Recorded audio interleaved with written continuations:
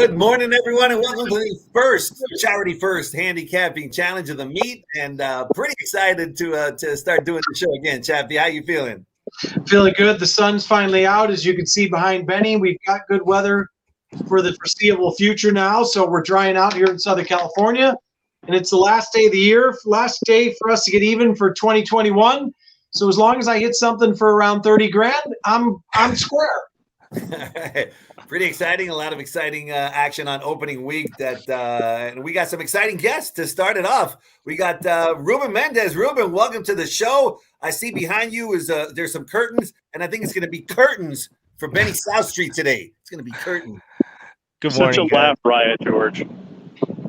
You know, I just finished my first cup of coffee, and George, I think, fulfilled my second and third cup request right there. So I'm good to go. Great to see everybody. Excited for today's show. It's going to be fun. Yeah, Benny, you're coming from somewhere sunny with water behind you. So tell us where you're at and give us a little bit of what we have going for the Trip No Pros here for the Santa Anita meet. Well, I'm at the Carlsbad State Beach, which is amazing. I mean, this doesn't ever get tired, so I wanted to get out of the house, get a little fresh air before I'm doing a little NHC contest this morning. So as far as the Santa Anita site goes and the Trip No Pros, get in there now. You still got a whole month you're going to get for free. And actually on opening day, we've got Clocker Laz joining us. So Clocker Laz is going to come in. He's got a fantastic eye. He worked as the West Coast Director of Operations for Bruno, who's one of the most reputable and famous, actually, clockers in the country, has been for a very, very long time. So Clocker Laz is going to come in and give us some insight on those first-timers as well. So santanita.com/Trip Note Pros will get everything for free for the next month. Ruben, I feel like, you know, Benny South Street's ready to sell me a timeshare. That's what I'm feeling. I get that feeling. Like any moment now is I'm going to give you not only the Trip No Pros, but 3 days, 2 nights right here in beautiful sunny. I mean, it's George, I ain't selling anything because it's free. So I mean, it's hard to sell something that's free. The easiest way to make them stop is just say yes and get it for free. So right. I think everybody wins. Yeah. Hey, That's Ruben. right. Speaking of great things, how about Flightline's performance? Man. Just, you know, there were some doubts, there were some doubters. Somebody who said he's a bet against. Wow, did he impress? I'll start by saying I'll remember his debut. I was on the contest that day for his debut. He was like one of my bets. And I remember saying with you guys, you know, he could be as good as Catalina Cruiser. And that statement in itself is kind of, you know, that's a nice thing to say. Very good horse. And just what he's done so far has been completely beyond what I expected. I think a lot of the chatter we hear about him is the two parts, right? One part is very excited about how good he could be, and how very, very fast he's run so far. And the other side is saying, well, he's not Ghost Zapper yet. And it's kind of like, I think everyone just needs to appreciate we see this wonderful creature. We were aware of his talent from before, and we've kind of seen it come to fruition and enjoying that kind of journey with him. That's the most important part. And so far, I mean, he's been phenomenal. It's not even close. So he's been everything and more that we were hoping for. And I mean, it really is wait and see for the next step when he takes on older foes. I would love to see him in the Met Mile. If he runs in the Met Mile, I am definitely headed to Belmont to see him. So, You know, I think it's Benny. Go ahead, Benny. I have a thought. Well, from the trip's perspective, what was crazy is he didn't even have a good trip. He missed the start completely. That's right. He lost by a length. I mean, that completely exacerbates your gas tank and burning of fuel early. And yeah, what he did was a joke. All 3 of his races, he's galloped out like a furlong in front of the field. yeah. He's any kind. I have no problem saying this because I don't think I've ever said it before. He really is the best I've ever seen live. Wow. I mean, he just never took a deep breath. Super, super fast. Seems to have a deep gas tank. Excited would be, like Ruben said. I'm one of the excited folks. I didn't understand the people betting, or rather picking against him. To me, that's just a flat out guess. Which, okay, if you want to buy a lottery ticket, go ahead. But yeah, he's special. I'm looking forward to watching him run next out wherever he shows up. I certainly didn't understand the picking against, but that's fine. Like you said, people are always going to be contrarian because then if it happens to hit, they could say, I told you so. But I found it comical on social media, the storm around Flightline after the race. Everyone has to have, I get people have opinions, but can't we just enjoy a horse that he's really talented and see where it goes from here instead of all the bashing and, oh my gosh, back and forth. And it's just unbelievable social media these days.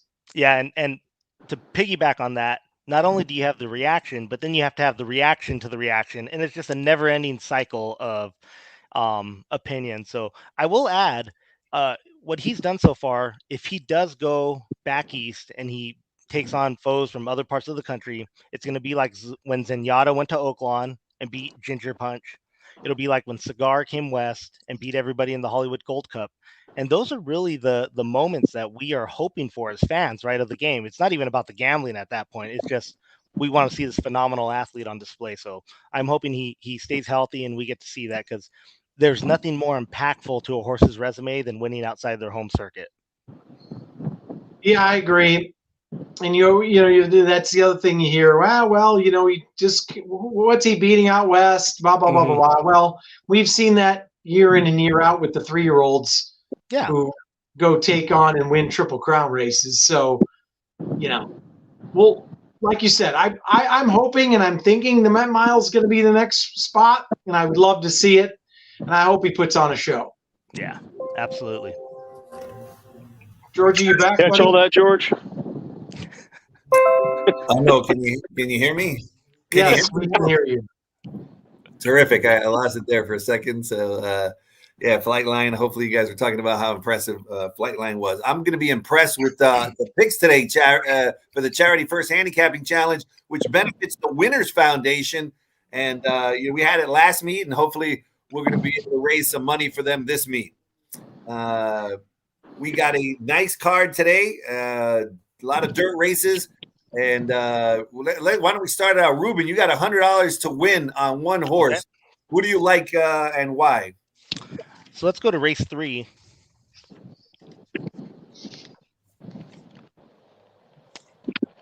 I'm going to put my win wager here on the 3-horse, All Dialed In. Really like the debut. Was 4 to 5 wide around that turn at Los Alamitos. I think, especially because he wasn't working out phenomenally going into that race, he was still bet on. So they kind of had an idea he was good, even though the works didn't show it. Second time out, he should improve. Meets a pretty average field here, and I think the 2's going to take a little bit of action here, and probably the Pratt horse for Bill Spar. So I'm going my win wager number 3, All Dialed In the 3rd. All right. Hopefully you'll be all dialed in, and we'll start it out with should be a good price. Self-isolation, I'm sure, is going to take money, and so is Bill Spar's feeling praiseful as well. So hopefully we'll start it out with the winner. Chappie? All right, Benny, $100 to win. Let's get this thing started off on the right foot. Where are you going and why?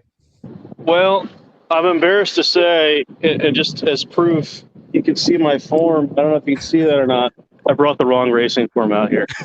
So, I got opening, or rather New Year's Day's form, but I do know who I like. It's in the last race. Emily Ellingwood. The horse is 20 to 1. Horse missed the start, had speed, got caught wide. I don't see a whole lot of speed in here. 21 is a gift. Win, lose, or draw. I'll be playing this horse with live cash as well. So last race, I don't know the name of the horse, but M's on the horse. I'm a big fan of hers as well. So the 5-horse Drew Big at 20 to 1. That is it. Drew Big. Yeah. All right. So Georgie, we're swinging for the fences right off the bat. 20 to 1 in the morning line. I love it. That's what the Trip No Pros are all about. I love it. All right. That's certainly if he hits that one, we're gonna need to hit all our bets over here for sure. So, but I think we could do it. No question about it. You got Exacta. You could either bet $100 straight Exacta, or a part wheel, or a box. What are you doing with your $100 for the Exacta, Ruben? Let's start off here in race 1. I think the Baffert horse is going to be favored here. I think it's a decent spot to play against his horse in the exacta. So I'm going to key the 2 horse. I really like what the horse did off the layoff for Neil Drysdale last time. I think the horse should be on or near a moderate pace. 7 furlong should fit well, them cutting back. Horse can handle dirt. Pfeiffer's going to send them to the lead. I think they're in front. And then underneath, I'm going to use the 4 Map to My Heart. I really like Brian Corner with the turf to dirt moves. Should be a decent little price there underneath. And then in the other spot, it's going to be the 7 horse, Angel of Freedom for John Sheriffs. That race last time to Park Avenue wasn't bad. A little bit of a layoff. So my exactly here in race 1 will be the 2 on top of the 4 and the 7.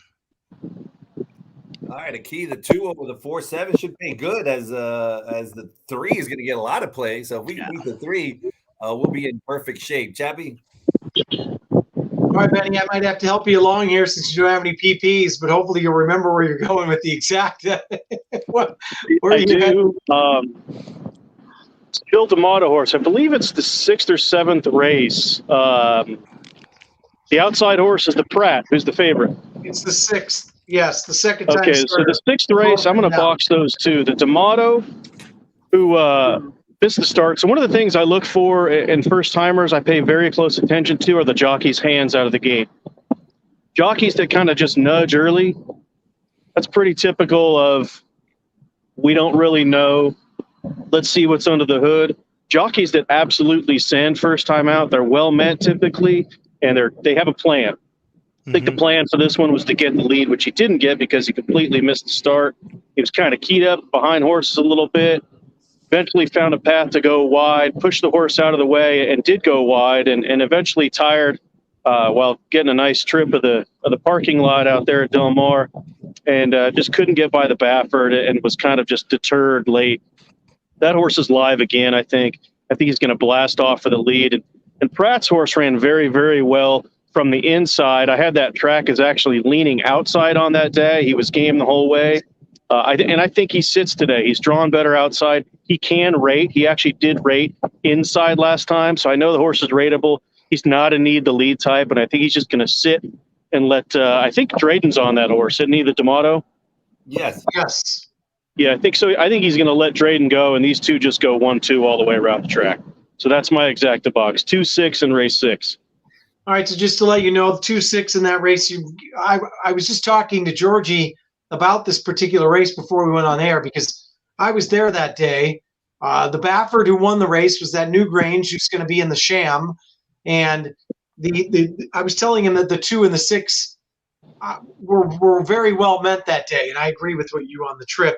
And I know some people at Oak Barns, and should be an interesting race. The 5 Armagnac, or however you pronounce that, and the 1 Wharton have some talent, but I'm with you 100% there, Benny. So you win, I win. Let's do it. All right. Hey, before we get to the daily doubles, which we have some daily doubles coming up, we got a lot of exciting things going on this weekend, Chappie. Starting today, of course, you can play the Showviver contest, $7,500 there in the Showviver. It's free Fridays. Every Friday is a free Friday. We got drink specials as well. And I'm looking forward to the golden hour back. I love betting those golden hour pick 4s and daily doubles. So they always seem to pay very, very well. Of course, we also got a contest you're involved in as well, is the Pickum Contest, right, Chappie? When is that? Yeah, the Pickum Contest. There's prizes there. It's every Saturday and Sunday, and then Mondays on holidays. And we it's free to enter, and we do some, mix it up a little bit. We do some prop bets on football, basketball, horse racing.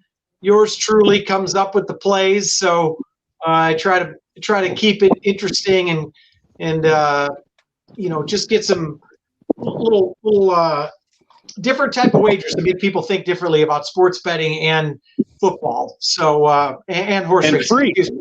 And it's free. Yeah. So please get involved. Also, this weekend, some exciting things. We got the $40 handicapping contest both Saturday and Sunday.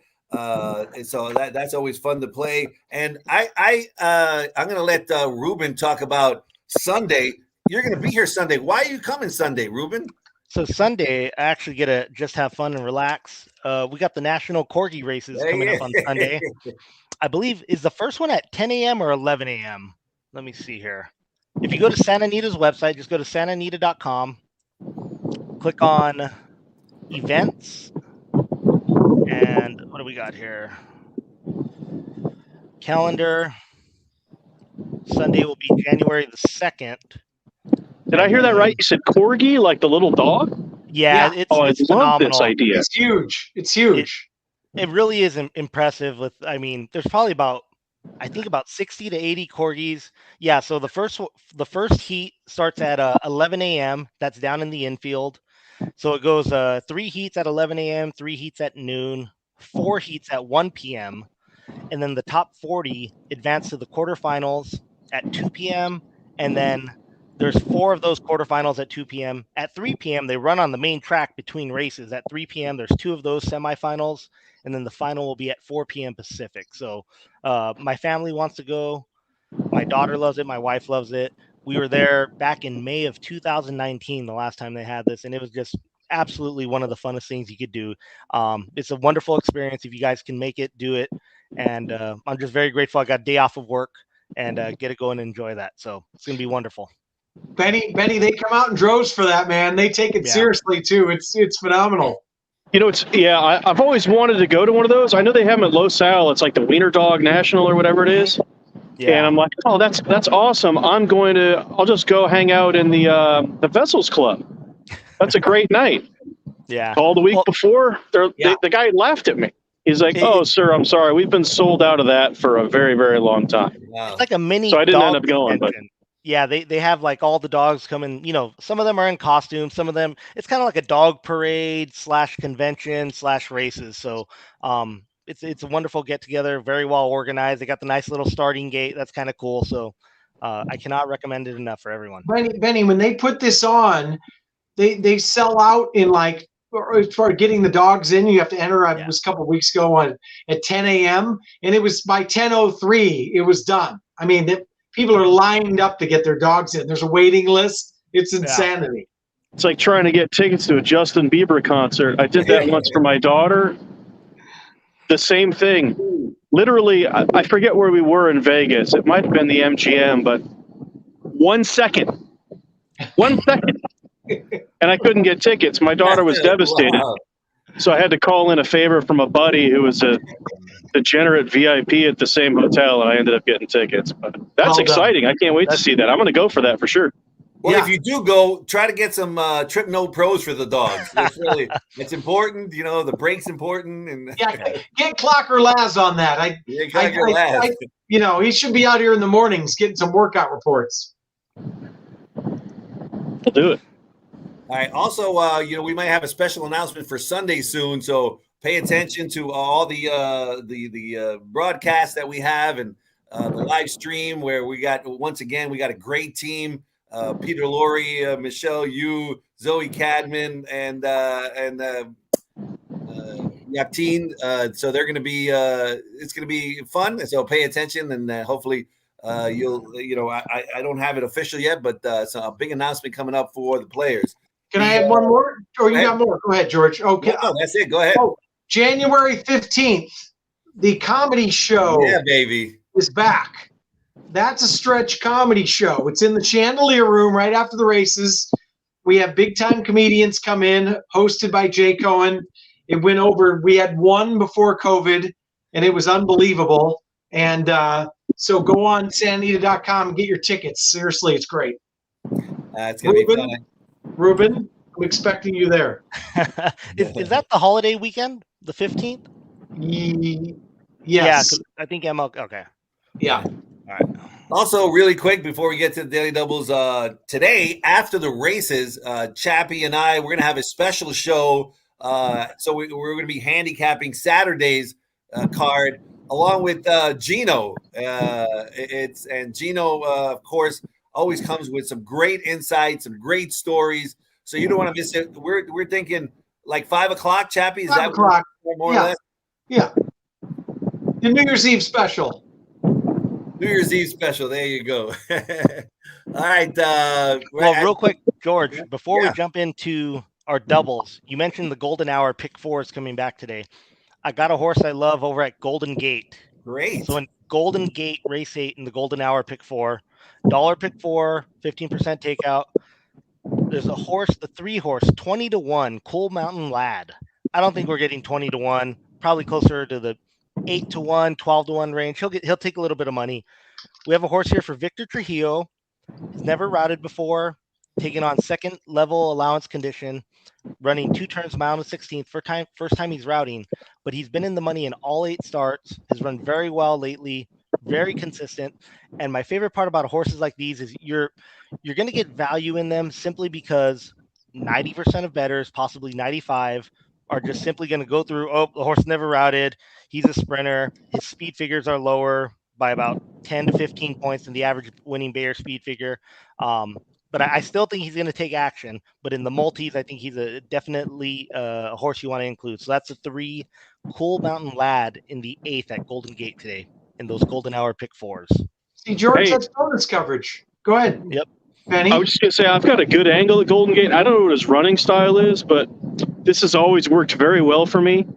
Horses that stretch out, typically late running sprinters, typically over dirt, do not run well. At Golden Gate, they do. I don't know what it is about that synthetic surface. So I don't know what his running style is, but I'm always looking for right on. horses that stretch out over that surface. And I think it has a lot to do with when we see horses stretch out on dirt, right, that are late running dirt sprinters. It's just a different ball of wax than a late running turf sprinter or a late running synthetic runner. And I think the synthetic more closely matches up to what we see on turf. Be, yeah. I'd agree with exactly what you said there.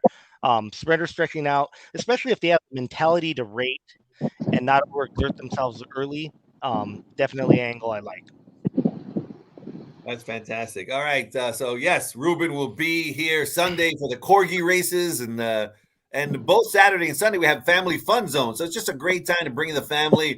You have them play in the family fun zone, watch the Corgi races. No rain. No rain. No rain forecast. It's going to be fantastic. It's outdoors. It's going to be a wonderful weekend. All right, it's going to be wonderful. We got a couple of 20-1 shots touted on the show. That's pretty cool. But let's see where the daily double leads you, Ruben. Where are you going with your $100 in daily doubles? All right, so let's start this double here in race number 7. We're going to single the Sadler horse here, Moment of Peace. Also comes out of that New Grange race, Got Thunder race that we see other runners in previous races on the card. Going to single the 5 there with Joe Bravo. I really like Joe Bravo on the Sadler horses. There's not too much speed here. Maybe the 4 goes, probably the 4 goes, but I think the 5 could sit a good spot. Highest last race Bayer speed figure coming in, going to improve routing. And then in race 8, man, that's a tough race. This race 8 here, it could be an overnight stakes race here. This is a really, really tough second level allowance field. I want to play against the favorites here. The 5 horse is an overwhelmingly solid favorite here. He's just going to get bet off the board, though. The horse has been phenomenal lately. The workouts have been fantastic. Just going to hope that the 4, 5, and 6 getting a little bit of a speed duel out the gate. And I want to key in the double the 1 and the 2. So it's going to be the 5 in race 7 to the 1 and the 2 in race 8. Strong Constitution ran into law-abiding citizen, a solid old veteran. He ran very well last time, was just caught wide. And then I like Ground Attack a lot. Ground Attack is one of those horses that a little bit bipolar, sometimes not going to run his best race, other times does. If he runs his best race, especially at Santa Anita, 4 of the 8 wins at Santa Anita on this course. So last time he could just throw that race out entirely. His head was turned. He had a bad start. So my double here is the 5 in race 7 to the 1 and 2 in race 8. All right, 5 with the 1, 2, 5, written by Joe Bravo. And since I have a second, I want to congratulate Joe Bravo for being a finalist in the George Wolfe Memorial Jockey Award for 2022. along with Glenn Corbett, Julian Leparoux, Ronnie Prescott, and Tim Thornton. They're all nominated for that really prestigious award. Deshaun Parker was here last year. He won it last year. Deshaun Parker, who's like 6'3". I don't know how he's a jockey, but the tallest jockey I've ever seen. But anyway, Joe Bravo, one of the finalists. So congratulations to him. He is just a phenomenal rider, and obviously being nominated for that award, he's wonderful both on and off the track. Chappie? I don't know what we were just talking about. Sorry, I was sneezing, so you caught me in a bad moment. Daily double. That man a COVID test. Double. Benny, that's right. Sorry. Go ahead, Benny. Double time. Well, I'm with Ruben. I do like the Sadler in the 7th race. Pedigree suggests longer. A couple things that went on in that race that are keys for me. One is Sadler had 2 horses in that race. One of them was bet right into the Baffert Newgrange and ran a very strong second. I think this was a prep all along. One of the things that we focus on is jockey intent when we're looking at the replays. And to me, it seemed like Joe had every intent on dragging this horse behind horses, getting him educated. He had a chance to go around. He didn't. He stayed inside. Didn't move out until very, very late. And then he just galloped out very, very strong. All Bafferts typically re-break on the gallop out, and they move away from the field. And this one stuck right with Newgrange. So I'm all about him in race 7. And I'm just going to stick with my previous 2 in race 6. I'm going to have the 2 and the 6 with the 5 for $50 no hala. All right, so 2-6. He's going back to mow them down and got Thunder in race 6 to the 5, who they both like Moment of Peace in race 7 for the double. Georgie, now remember when we do the tiebreaker for today, we got to go back to rock, paper, scissors. We don't have the Wheel of Doom on hand unless you put it in your office. I got it. You want me to go? Oh, you do have it. Give me a second to get it. Oh, Is it? well, that means he doesn't have it. Doom? You haven't seen the Wheel of Doom? No, I didn't know that's what it was called. Well, we called it the Wheel of Death, and then they told us to switch the name. And now it's called the Wheel of Doom. So, you ready? Right, here we go. All right, George. That's you. That's you, Ruben. You get to go first. Oh, we don't even know what the tiebreaker is doing. Let's take a race. What race are we in now? I'm going to have to dig back to my memory bank. We're figuring it out as we go here. Georgie, I think we're going to have to do race 3. Yeah, it looks like race. Oh, no, 2. Ruben has all dialed in there. So maybe race 2 or. What about race 9? That's the biggest field on the card today. But Benny's got a pick there. Oh, it's going to have to be race 2, like Wagering Tyler said. All right. Yeah, so you go first there, Ruben. You got a mile. They're going a mile here. Optional claim. Oh, man. 50,000. It's a short field, so let's see where you come up with. It's kind of a wide open race, at least. So yeah, you're going to have to help me out. You're going to have to help me out on who the horses are. You know what, Benny? You probably you'll be in good shape here. This is a tough race here. So this is the 6-horse field. It's a starter allowance, optional claimer, 2-year-olds. You got Arabiata on the rail, King Apollo in the 2-hole. I'll take the 2 King Apollo with Rispoli and Kristen Mulhall. Not going to get too fancy there. That'll be my tiebreaker. The 2 and the 2nd. Oh, okay, I remember the race now. Yeah. Fowler Blue in there, remember? A couple horses out of the King Glorious. He's the speed, right? Yeah, I think he's the speed type. Yep. Bright Leaf on the outside. Bright Leaf just missed by a head last time for Sadler. No, he's solid. I have a hard time. Yeah. Yep. Okay, well, I believe the rail is an O'Neill. Yes. If I'm not mistaken. So that horse had just a miserable trip, got knocked around, pinballed, looked hopeless, and ran down a horse that absolutely fired through the lane. Not not sure if this one's going to stretch. I believe this race is a mile, and he's stretching out from 5.5 or 6. Mhm. But that trip was just so bad. I'll use him. I do like Ruben's horse a little bit more. So, darn you, George. That was a terrible spin you gave. It's not going to matter anyway. One of us is going to hit something. Yeah, no, I got a feeling today it's not going to matter, George. Hey, all right. We've got well, today's show started at 10, but pretty much every other racing day, unless there's an early post time, we're going to start the show at 10:30. So I know tomorrow my guess is going to be Ellis Starr. Who do you got lined up, I Chad? have Gino. Oh, Gino. So we'll have Gino later today, and later. Yeah, Gino, we're going to be going over tomorrow's races, and it was pretty funny. I have to do Santa Anita Oy for the program, so I do the analysis for the program, and as soon as a racing form comes out, before there's a morning line, I've got to make my selection so I can make the deadline for the print. And I was doing yesterday's selection, and first race, second race, third race. I noticed that the first 3 races I picked Pratt to win the first 3 races. Then I went to the 4th, 5th, 6th, and I picked Pratt in the 4th, the 5th, and the 6th. I ended up picking Pratt on top. I've never done this in my life, and I didn't do it on purpose. I put him on top in every single race. Every single one of my top picks has Flavian Pratt. I couldn't believe it. Then when the morning line came out, again, I didn't know the morning line at the time, Pratt is on the favorite in every race except the last, and he's on a 4-1 shot where the favorite is 7-2.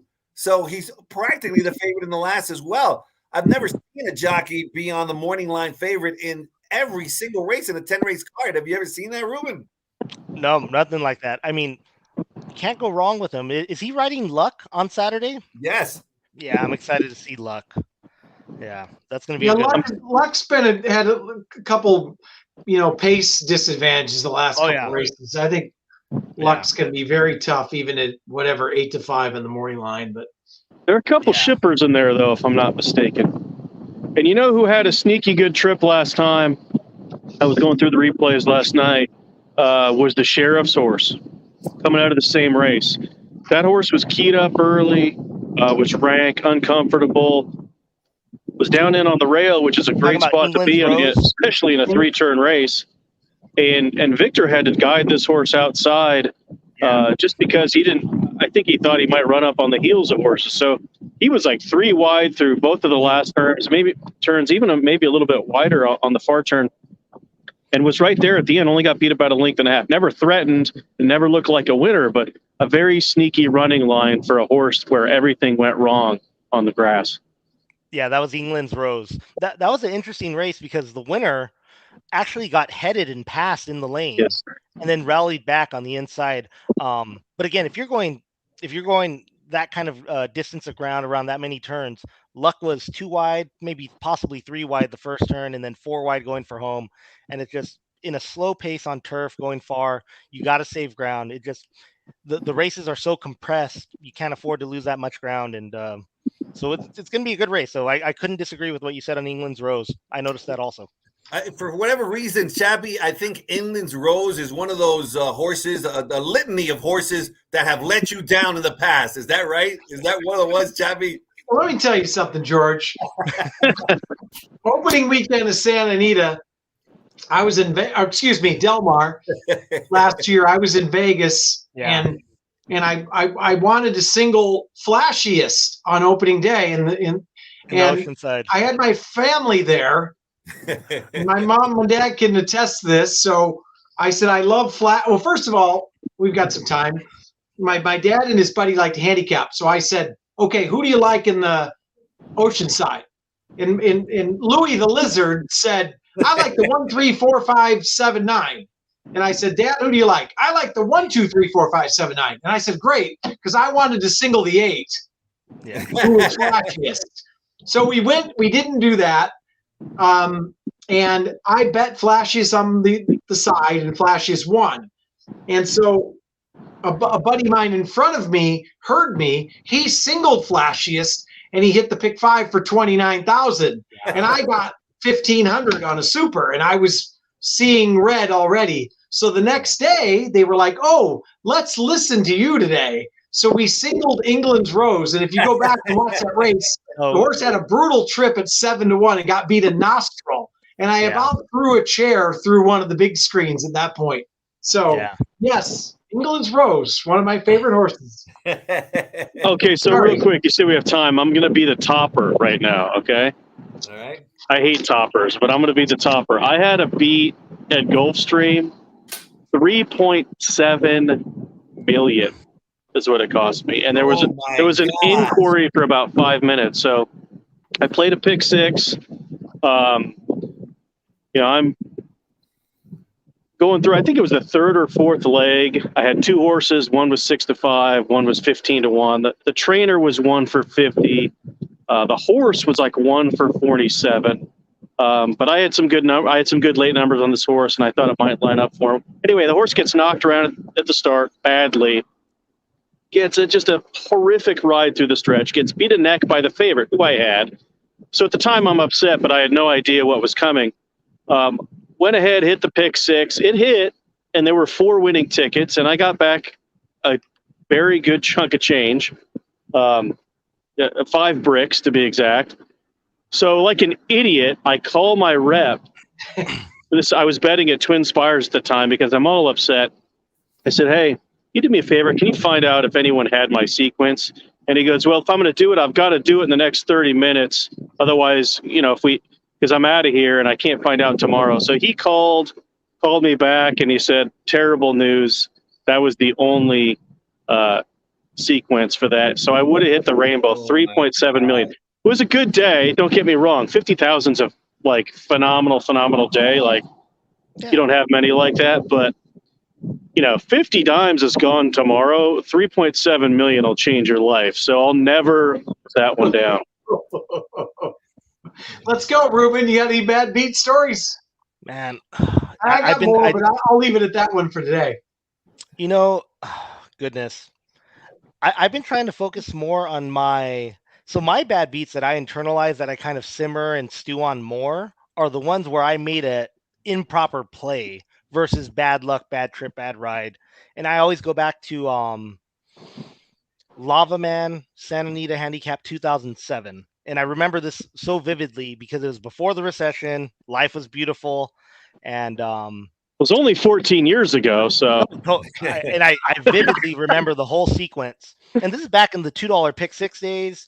I was with my grandpa. And in the last leg, IC Atlantic had just run behind Lava Man on the turf. IC Atlantic was, I think, 2-1 morning line favorite. I ended up going with Railroad. Railroad was a speed horse. He was going to be on an easy lead that day.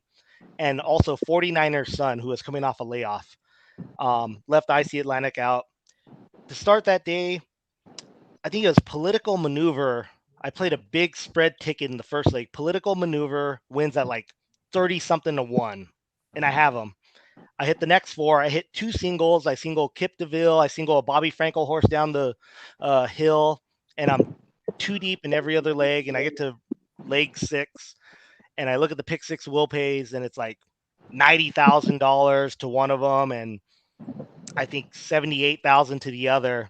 And I did not use IC Atlantic. And sure enough, IC Atlantic, that final 1/8 of a mile, reels in Railroad. And I missed probably about $60,000 when you do the math, because I would have been an additional ticket. So that's the one that's been standing out in my mind, and that's the one I've been really, because $50,000-$60,000 probably would have helped during the summer and winter of 2007, 2008. So we never get over those, do we? We can remember every little sequence like it was yesterday. Let me tell you a good story, because 3 bad stories in a row. Yeah. But the power of betting the horses, there's some good as well. I remember one day at work at Hollywood Park back in the day, I put in a pick 5, kind of forgot about it because my boss called me in and started yelling at me because I don't even remember what I did, but I must have done when you had a normal job, not a cool job. Yeah. And so he was yelling at me and screaming at me. What did you do? You were in the turf club. You weren't supposed to be in the turf club. What the yelling at me? And then my that was the big boss. My direct boss started yelling at me too. I was having a terrible day, And then I look up, the pick 5 is finishing, and I had singled a 20 to 1 shot. And I'm looking at the race, and he won, and it paid like 17 grand, the pick 5. And I felt so great. I was like, hey, who cares? You know, so, even though I was having a terrible day, nothing like horse racing to make you feel great and have a great day. Yeah. Let's remember that when we go into next year, meaning tomorrow. Yeah, that's Think right. positive. Hey, real quick, I just saw an email pop through. My exacta in race 1 got scratched. Oh. All right. Which one of them? So there's quite a few scratches in race 1. The 2 Ever Smart is out. The 6 What a Feeling is out. Oh, that was my pick. And the 7 Angel of Freedom is out. Wow. So you got to rethink your exacta there because 2 of your 3 horses are out. Yeah. I'll probably end up playing a different exacta. Do you want to decide now, or you can send that along? No. Let me decide now here, since we got it. You know, let's do let's just make my exacta race 2 here.